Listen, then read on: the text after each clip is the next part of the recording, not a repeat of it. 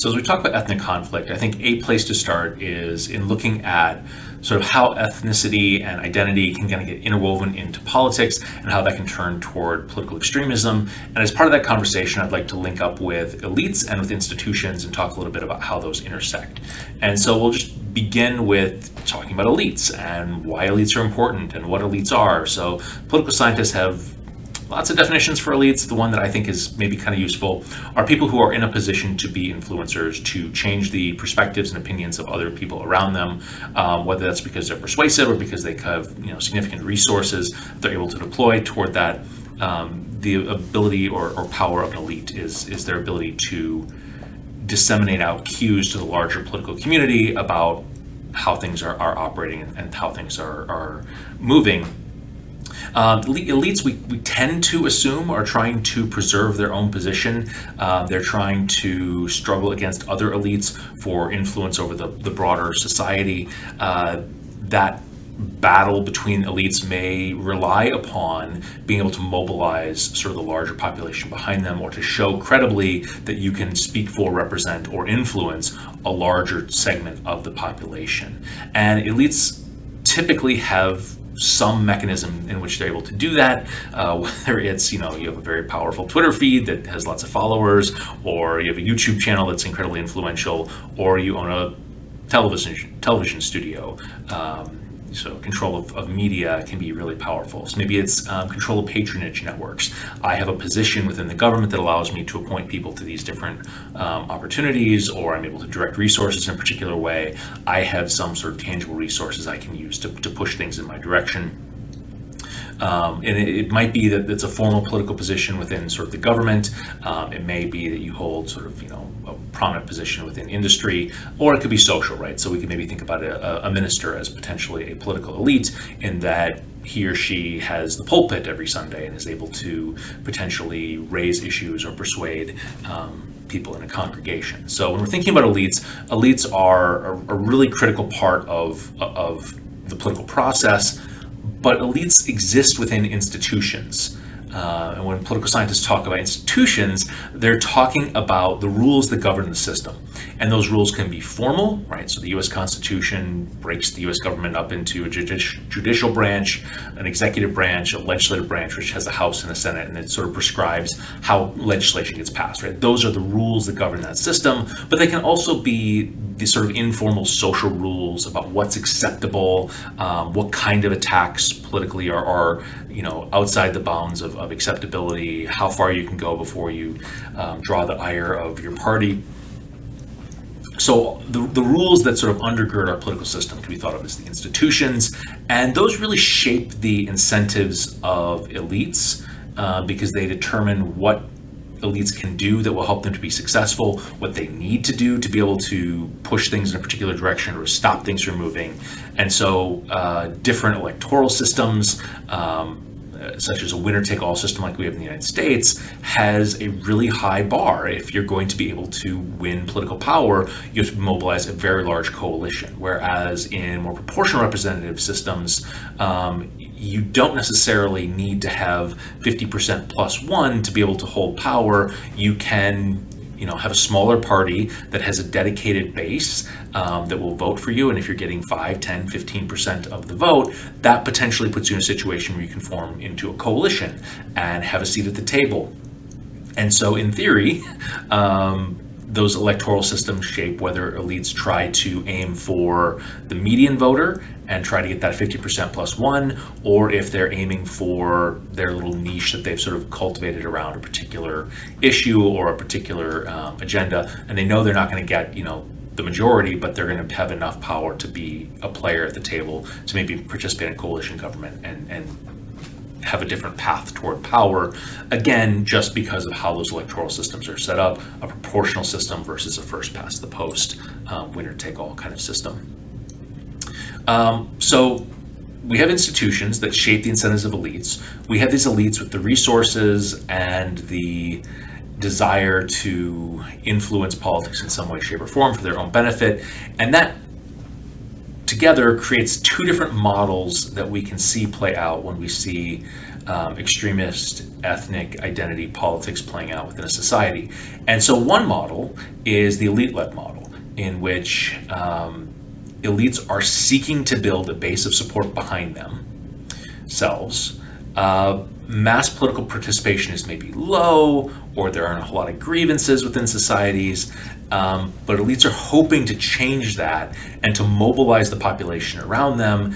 And so they will use the resources that they have, pushing out tweets or controlling newspapers or whatever resources are available, to stoke intergroup conflict, to create a sense of the other, to create a sense of victimhood, to create a sense of we're being targeted. And that then falls to the elite to be the protector and the guardian and the one who will advocate for and advance the needs of this population that's suddenly becoming polarized, that's suddenly becoming more extreme because of the actions of the elites to stoke that fear. So that's one model, right? Population is more or less indifferent until the elites start stoking fear, at which point elites are able to do that successfully, are able to mobilize a large chunk of the population and thus gain power. The other model that we can see where we get extremist politics emerging and where we get identity groups turning on each other is when we have mass-led extremist politics. This is where there is significant intergroup tension already, right? Groups have already sort of broken up into their different communities. They're already, high suspicion or mistrust or even outright animosity. And elites are trying to ride that wave of anger or fear or mistrust and trying to convince this agitated population that I, as the elite, am the one who can best protect you, who can best advocate for you. And that creates a really toxic dynamic among the within a society among the elites, because elites engage in a process of what we call outbidding. I will say something that I think is red meat, going to an angry base to sort of convince them that I'm angry with them and I will fight for them. But the next elite to come along might throw even redder meat. I don't know if that's my metaphor works that way. But do something even more extreme or push the envelope even further, trying to demonstrate that I'm not really serious about this. If I was really serious, I would be willing to take these additional steps. And sometimes those additional steps end up being violent. Sometimes those additional steps become increasingly repressive, and elites can find themselves in this situation where they're always trying to run ahead of the mob, and it just keeps fueling further and further anger, rage, animosity between groups, and exacerbates the situation. So those mass-led political situations can be very volatile when elites sort of interact with already mobilized and polarized population. Some of that can be tamped down, and this is where, again, political institutions can matter a lot. So electoral systems, as I flagged a little bit earlier, can matter a lot for whether or not that strategy works, right? So if you have 20% of the population that is really agitated and is fearful and is angry and is sort of feeding on racial or ethnic resentment of some kind, if you are in a first-past-the-post majoritarian system where you have to get 50% plus one, that 20% probably isn't going to get you power. But in a parliamentary system or a proportional representation system, feeding that 20% can be a very successful electoral strategy. You might never actually have power in that you run the state, but you might be able to continue to win seats and continue to be a thorn in the side for the state. So again, the electoral systems maybe determine whether or not you double down quickly on that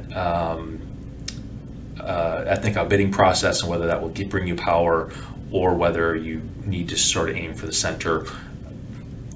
Again, it depends. Administrative systems can be important, whether we're talking about posts in the bureaucracy, whether we're talking about sort of judicial processes that can create some oversight, or whether we're talking about a system where nepotism and patronage mean that holding power gives you the ability to influence all aspects of the government by stocking it with loyalists and stocking the government with fellow extremists who are going to try to implement a partisan, not even a partisan, an ethnically polarized vision of the state into bureaucratic policy. Some states have constitutional protections for minority groups. Some states have constitutional protections in terms of civil rights or civil liberties. These might matter or affect things. But when we're talking about institutions, we also shouldn't just talk about sort of the written political institutions or how the state operates. It's also worth thinking about sort of social institutions, what's happening out there within society, right? And so do you have a free, independent, professional press that is able to disseminate information and is widely trusted? And if you do, maybe that helps to mitigate some of the extremist politics, right? Do you have an independent legal community that behaves in a professional manner and is, again, operating separately from these polarizations along ethnic or ideological lines? And then civil society networks, which we'll talk about a lot in a subsequent conversation, can have a really powerful effect in mitigating extremist politics and allowing for information to diffuse across communities to reduce tension and reduce fear and counter rumors. And so again, institutions interact with these processes in a lot of different ways, to the point where it has been proposed that you can get multi-ethnic, multinational societies that are working pretty well if you set the institutions right. And so this is a mix or a cocktail of institutional provisions that Aaron Leipart has proposed as a way to manage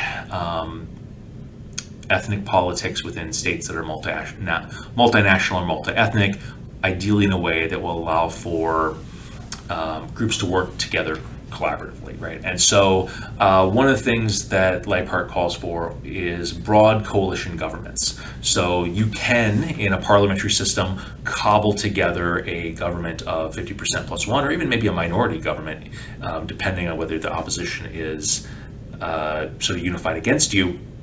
But Leipart says getting governments in which more or less all political parties, or a good swath of political parties, are brought into a governing coalition is going to help to stabilize your political system in a divided multi-ethnic state, because ethnic groups are going to make sure that they have representatives at the table in those broad coalitions. Along with that is probably going to be a proportional representative system that allows for different parties, maybe even ethnic parties, to be part of that process. Maybe there end up being, multiple ethnic parties that get scooped up into these grand coalitions, and the only way for that coalition to work is for these ethnic parties to mitigate some of their extremist rhetoric so that they can actually craft policy together to make that coalition work. So trying to force that collaboration among elites rather than trying to facilitate an outbidding process. A degree of political autonomy for minority groups, whether that means regional autonomy. This is a part of the country that gets to sort of govern itself a little bit differently. The Scottish Parliament might be an example of regional autonomy, devolving some powers out to those regional governments. Or maybe it is just providing sort of written guarantees as part of a constitution for religious rights or cultural rights for people. Enshrining multiple languages in your constitution as official languages are things that you can do that will mitigate some of the fear that a group might be excluded from political life or might be disadvantaged by political life by writing in some basic foundational rights into that constitution for those groups. When we're talking about sort of proportional representation, it's not just sort of that electoral system in which you win 10% of the vote, you get 10% of the seats. Proportional representation also can show up in the bureaucracy. So maybe you create a rule that says cabinet positions have to be diverse, or you create a rule that says, we're shooting for the bureaucracy to be representative of the broader, ethnic mix of our state. Maybe some sort of affirmative action system or some sort of quota system can help groups have greater confidence that they're not going to be excluded from the patronage networks that can come with government, that they're going to have a seat at the table in those kind of decision makings and policy making. That can again also help to tamp down some of the fear that comes with ethnic identity and competition and struggle for political power. Leipart recommends giving minority groups a veto over key issues, so they may not be able to win, and implement policy on budgets, but maybe when it comes to school curriculum, they get a veto over, issues with how a particular version of history is taught to their children, or maybe they get a veto over issues related to cultural practices or marriage law, things along those lines that might infringe upon a group's sort of cultural sovereignty, and the majority group might otherwise run roughshod over. Providing minority groups a veto can help to sort of get a sense of, well, we might not have as much power in the state as we want, but where it really matters, we have the ability to stop things we don't like. And then Leipart also says that it can be helpful to have supporting social institutions. And he goes into a little bit more detail on that, but I'm going to kind of set that aside because I have a whole different discussion about civil society as a factor that kind of interplays along with elites and institutions in how we see extremist politics playing out.